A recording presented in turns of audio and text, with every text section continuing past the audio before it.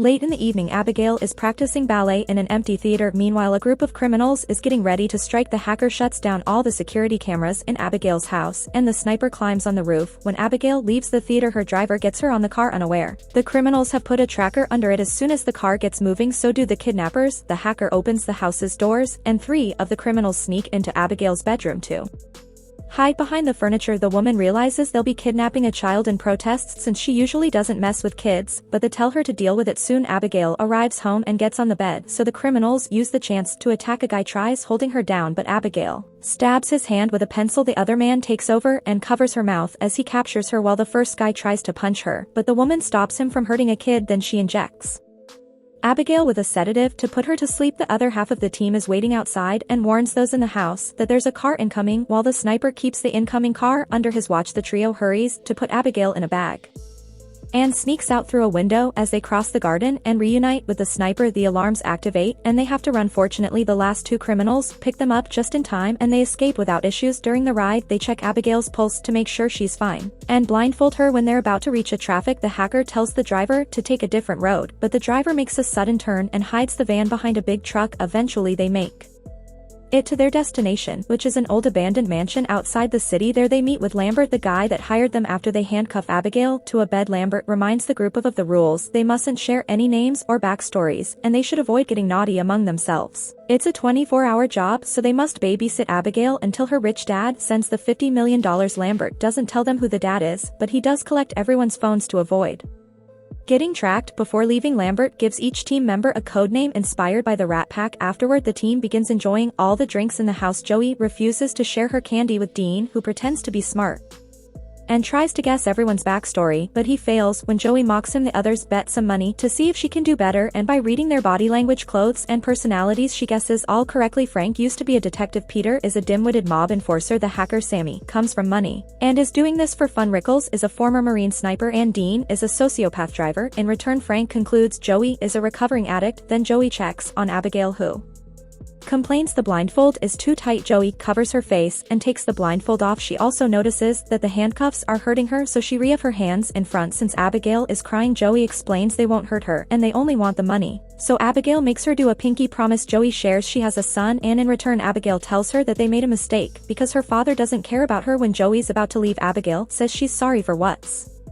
going to happen to her. Worried, Joey rejoins the group and tells Frank that Abigail's father may be a violent man. Frank dismisses it as Abigail trying to make Joey feel bad, but once everyone is distracted, he goes to check on the child. He's shocked to see her without the blindfold and immediately covers his face while pointing his gun at her until she swears she didn't see him. Then Frank presses her until she says her dad is Christophe Lazar. Freaking out, Frank runs back to the group and announces that he's leaving. The others demand an explanation, and Frank explains that the girl is Christophe Lazar's daughter, a very dangerous and powerful crime boss. Joey and Rickles also recognize the name and share Frank's worry. An argument ensues on how to proceed, and in the end they decide to stay to get the money, which they can later use to escape and start a new life. Far from there, they agree to keep an eye on the perimeter and keep all doors closed. Later, Joey is looking around the house following a noise that is just an open window. While opening it fully to stop the noise, she sees an old statue of a father and his child. Then she bumps into Rickles, who tries to flirt with her and fails. He also tells her that he doesn't trust the others, and they agree to watch each other's backs. Meanwhile, Sammy finds a room with TV and is suddenly startled by a presence behind her, but it's just Dean playing a prank. He has the nerve to try flirting with Sammy, who furiously kicks him out. Then Dean finds a sleeping Peter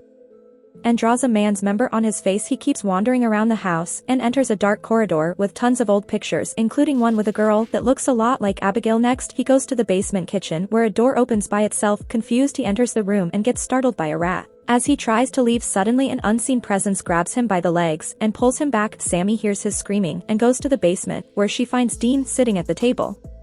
When she tries to approach him, his head falls and Sammy screams before puking. Soon the others make it to the basement too, and they agree Sammy doesn't have the strength to do that. In fact, it reminds them of the stories about Lazar's hitman called Valdez. Several years ago, 3 top members of Lazar's gang were captured by the FBI. The night before their trial, they were kept hidden on the top floor of a hotel with agents guarding every corner. The next morning, the FBI stormed in and found their bodies with their heads cut off and no organs. There was no way in or out of the room except for the door on the 23rd floor. Getting worried, they decide to check on the girl.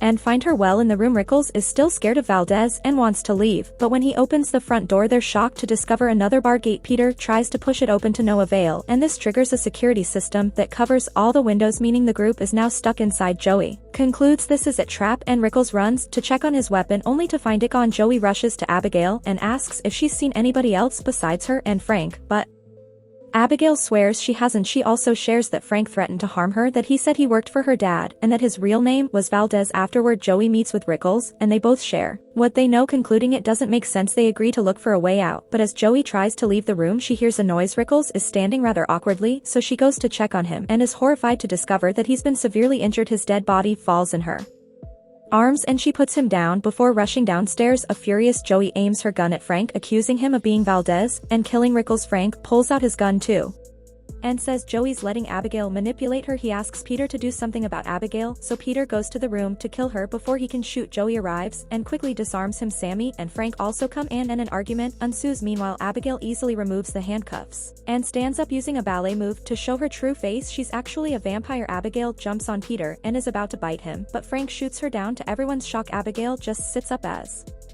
the wound heals itself. Joey shoots her too, but it's clear that bullets do nothing, so they run and lock the door. The group discusses what to do as they realize Abigail was Valdez all along. All the doors are equipped with magnetically sealed locks and shutters too and thick, so they can't be broken, and Sammy doesn't have the equip to hack them. Everyone's tense, and when Peter asks them to slow down, Frank grabs him by the neck, threatening into shutting up. In the end, Frank and Joey grab pool sticks to make steaks while Sammy looks for garlic in the kitchen. Joey doesn't help because she thinks killing Abigail would only make her dad mad at them. Once they're ready, the trio rushes into Abigail's room only to find it empty. Suddenly they hear music, so they go into another room where they find Abigail dancing with Dean's body. At first she pretends to be a sweet girl, but when Sammy attacks, Abigail jumps on her and sniffs the garlic, which does nothing. Frank is pushed off when he tries to help, but Peter manages to pick her up. However, Abigail easily throws him to the ground and takes the cross from his necklace, hitting his chest with it to make him bleed and confirming crosses don't affect her either. Next, Frank tries to stab her from behind, however Abigail quickly disarms him and stabs his leg instead. Giving up, the trio goes back downstairs where Joey helps them with their wounds. She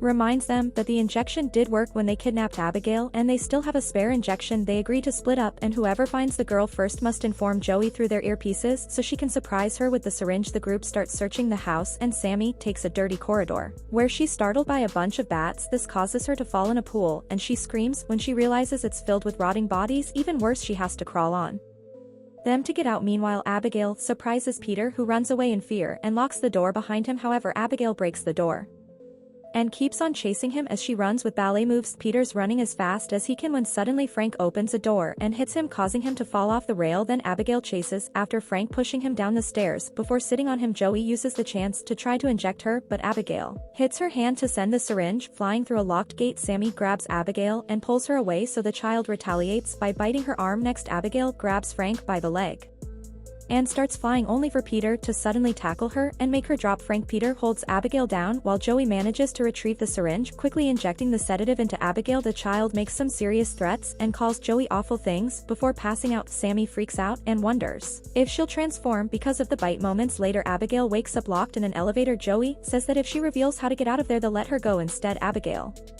confesses that she planned everything and that Lambert works for her. She even knows all their real names and backstories. Sammy started her career by taking money from her rich parents' bank account and eventually went after a particular big fish. Peter served as muscle for a crime family and stole from his crew. Frank infiltrated a particular crime family while working as a detective and ended up enjoying the illegal life. Joey is a former army medic who was fired for becoming addicted to medicine, and she left her son with his bad father to become an underground doctor for some very shady people. One day she accidentally killed a gang member while trying to remove a bullet. It turns out everyone here wronged Lazar or his gang in some way, and Joey says Abigail kills her dad's enemies just to make him love her. Abigail didn't kill them as soon as they arrived because she likes playing with her food. She says that if they let her out she'll let two of them live.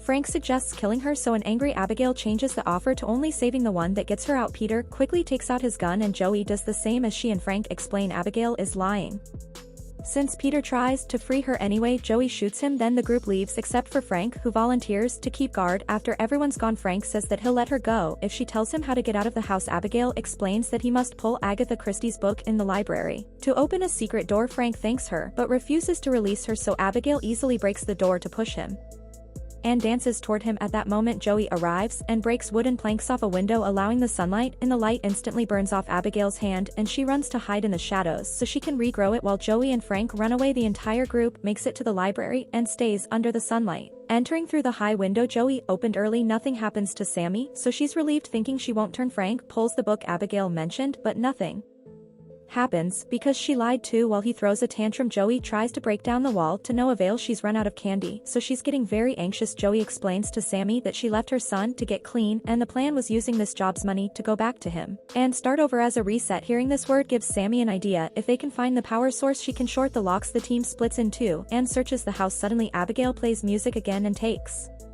control of Sammy. Thanks to the bite, she quickly transforms into a vampire and attacks Peter, biting his neck. Abigail talks to him through Sammy while she continues to feed and kills him. Then Abigail has fun making Sammy dance like she does. Eventually Joey and Frank arrive, so Sammy keeps her face hidden. However, the others are suspicious, thus Sammy shows them her transformation and the duo immediately runs away. Sammy chases after them and they make it to the library, where Abigail uses Sammy's voice to explain she hates that room because that's where her father turned her. Joey grabs a tray and reflects the sunlight on it, causing Sammy's body to explode. At that moment a secret door opens, and although Joey and Frank think it's a trap, they decide to go through it anyway. After going through a corridor they find the mansion's control and Lambert, who is a vampire too. Lambert grabs Joey by the neck while he explains everything. Abigail turned him 2 years ago when she found out that he helped Frank infiltrate the gang. She also threatened his family, and now all he does is bring all her father's enemies here so she can play. He's already notified Lazar about the situation and he's on his way to the mansion. Lambert wants to kill both Abigail and her dad, so he offers to turn Frank if he promises to help. Frank agrees, so Lambert knocks Joey out and bites Frank. Next Lambert makes Frank drink his blood and Joey wakes up to watch Frank painfully transform into a vampire. Afterward Lambert tells Frank to feed on Joey, however Frank stabs him with a stake instead, causing Lambert to explode. At that moment Abigail arrives and tries to attack, but Frank overpowers her and drinks her blood. Joey uses the chance to reach the control panel and deactivates the security measures. She also retrieves her phone, but when she runs down the secret corridor the exit is locked. While Frank finishes feeding on Abigail and drops her body, Joey calls her son and leaves a heartfelt speech in his voicemail. Frank finds her and immediately pushes her back into the library, where he starts throwing her around to smash her against the furniture. Joey tries to defend herself, but her punches do nothing to a vampire. Then she grabs her by the neck and throws her down, but Abigail catches her just in time. Abigail explains she's too weak to defeat him alone and begs Joey to help her kill Frank, promising to let her go if she does so she can see her son again. Frank approaches them and the girls team up to start fighting him, but no matter how hard they try, he's clearly stronger than both of them combined. After he knocks down Abigail, he stabs Joey in the shoulder with the stake and gets her stuck on a pillar. Then he goes back to fighting Abigail, biting her again as the girl raises her pinky to remind Joey of their promise. When Abigail is down, Frank takes Joey off the stake and bites her neck before throwing her on the floor. When she wakes up, Frank uses his vampire powers to force her to pick up the stake and go after Abigail. However, Joey is pretending, so she turns around and pushes Frank, giving Abigail the chance to jump on him. She fights him again as she explains the powers take a while to develop fully, so he can't control or transform Joey yet. Then she and Abigail team up to stab him and make him explode. Afterward, Joey is worried that she may transform too, but Abigail confirms it won't happen because Frank is dead as promised. Abigail lets Joey go and tells her to find her son. Suddenly someone grabs Joey's shoulder. It's Abigail's father Lazar, who says he had many names through the years. He wants to kill Joey, however Abigail comes to her defense, saying Joey saved her life and was there for her when he wasn't. Lazar kisses Joey's hand as thanks and lets her go. Joey rushes back to the van and discovers she still has a lollipop left, so she eats it while driving away. Hello. Hello. Hello.